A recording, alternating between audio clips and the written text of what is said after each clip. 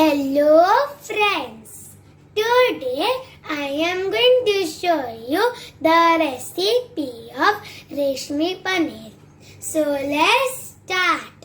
So the ingredients of my recipe are some chopped paneer pieces, oil, sliced capsicum, onion and tomato, finely chopped coriander leaves, tomato puree, cashew paste, ginger garlic paste, ghee, some cumin seeds, turmeric powder, some cream, garam masala, red chili powder, salt and coriander powder. So let's start. Now take a pan and add 1 to 2 tablespoons of oil in it. Then add some sliced onions in it. Mix it and cook the onions until they are golden brown. The onions are golden brown and now I am going to add 1 tablespoon of ginger garlic paste. Mix it and cook it for 1 to 2 minutes. The ginger garlic paste has cooked and now I am going to add some sliced capsicum and tomatoes.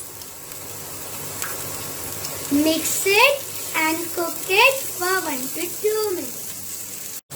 After 1 to 2 minutes, the veggies are soft and now we are going to go to the next process. Now take a pan and add 2 tablespoons of ghee in it. Let the ghee melt. The ghee has melted and now I am going to add 1 tablespoon of cumin seeds. With that, red chili powder as per taste, salt as per taste, turmeric powder 1/4 teaspoon, coriander powder 1 tablespoon and garam masala 1 tablespoon. Mix it and cook it for 1 minute. The spices have cooked and now I am going to add 1 cup of tomato puree in it. I added the tomato puree and now we are going to mix it properly and cook it until the oil separates.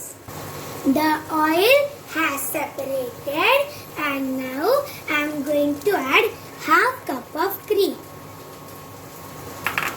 With that, 1/4 cup of cashew paste.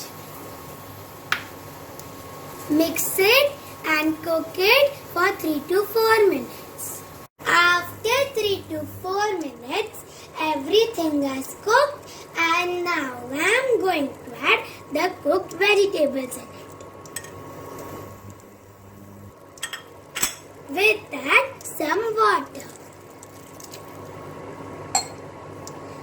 Mix it and cook it until it comes to a boil. The gravy has come to a boil and now I am going to add the chopped paneer pieces in it. Mix it and now we are going to cover it with a lid and cook it for 1 to 2 minutes. After 1 to 2 minutes, everything is cooked and now I am going to add some finely chopped coriander leaves. Mix it properly.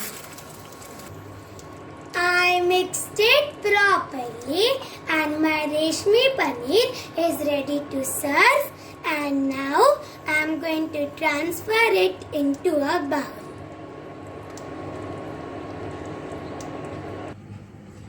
I transferred it into this bowl and now I am going to garnish it with some mint leaves.